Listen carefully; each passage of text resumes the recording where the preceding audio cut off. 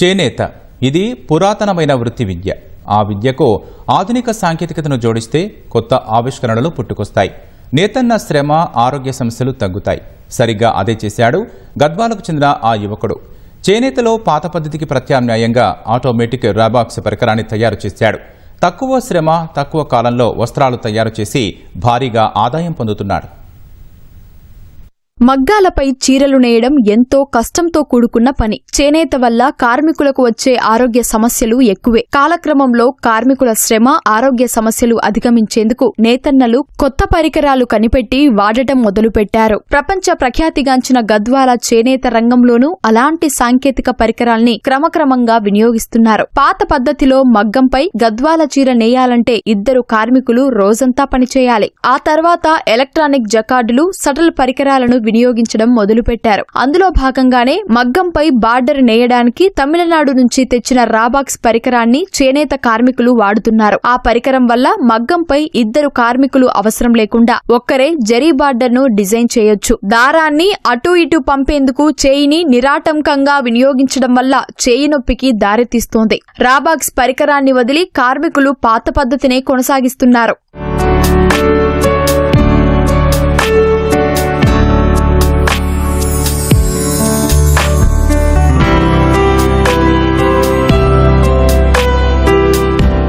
ఏళ్లుగా చేనేత వృత్తినే నమ్ముకున్న గద్వాలకి చెందిన అర్కార్ శ్రీను అనే చేనేత కార్మికుడు రాబాక్స్ పరికరాన్ని మరింత మెరుగుపరిచేందుకు ప్రయోగాలకు పదును పెట్టారు. సుమారు 6 నెలల పాటు శ్రమించి 30,000 ఖర్చుతో ఆటోమేటిక్ రాబాక్స్ పరికరాన్ని తయారు చేశారు. పాత పద్ధతిలో చీర నేయాలంటే 8 నుంచి 10 రోజులు పడితే ఆటోమేటిక్ రాబాక్స్ విధానంలో 4 నుంచి 5 రోజులు పడుతోంది. మరో కార్మికుని అవసరం ఉండదు. అంతకుముందు వినియోగించిన రాబాక్స్ లా చేయి నొప్పికి అవకాశం ఉండదు. కొత్త విధానంలో చీరలు నేసిన కార్మికులు అధిక ఆదాయం ఆర్జిస్తున్నారు.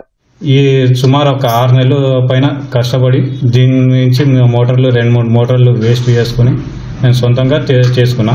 ఇది ఇప్పుడు ఏమంటే ఆటోమేటిక్ నేను జరపడం అవసరం లేకుండా దానంతా అదే తిరిగేట్టు నేను చేసుకున్నా. నేను చేసినది దీనివల్ల ఇంకా ఇట్లా ఏమైనా ఎవరికైనా కొత్తగా రాబాక్స్ వేసుకున్న వాళ్ళు కూడా కొంచెం మంది వెనుకిలపోతున్నారు. అంటే ఈ నొప్పితో వల్ల వెనుకిలపోతున్నారు. ఇట్లా వెనుకిలపోకుండా అందరు నాలాగా ముందర చేసుకోవాలని నేను అనుకుంటున్నా. దీంట్లో ఒక్కరే కూర్చొనేయచ్చు. ఇంకోటి కాళ్ళకి బరువు కూడా తగ్గుతుంది. ఈ దానికన్నా దీంట్లో పని కొంచెం ఈజీగా అవుతుంది, తొందరగా అవుతుంది. అట్లా చేసుకుని బాగా బెనిఫిట్ ఉంది. ఇంకా ఈజీ అయింది నాకు. నేను ఫస్ట్ లో చేతితోనే అంత ఇద్దరం కూర్చొని నేస్తుంటుంది. ఇప్పుడు నా చూసి నా కొడుకు ఇది అలవాటు చాలా తొందర ఉంది, నేను కొత్తగా చేసుకుంటా అని కాసి చేసుకున్నాడు. అతను వాడి ఐడియాతోని, వాడి తెలివితోని, అంత ఐడియాతోని ఆటోమేటిక్ రాబాక్స్ అని చేసుకున్నాడు. ఇప్పుడు అది చేసుకున్నప్పటి నుంచి అంత పర్వాలేదు, అంత ఆరంగా ఉంది. ఇప్పుడు దాంట్లో ఒక చీర 2 చీరలు అయ్యే బదులు దీంట్లో ఒక 2-3-4 చీరలు అవుతాయి. ఈ రాబాక్స్ అనేది కొత్త విధానాన్ని తీసుకొచ్చినారు.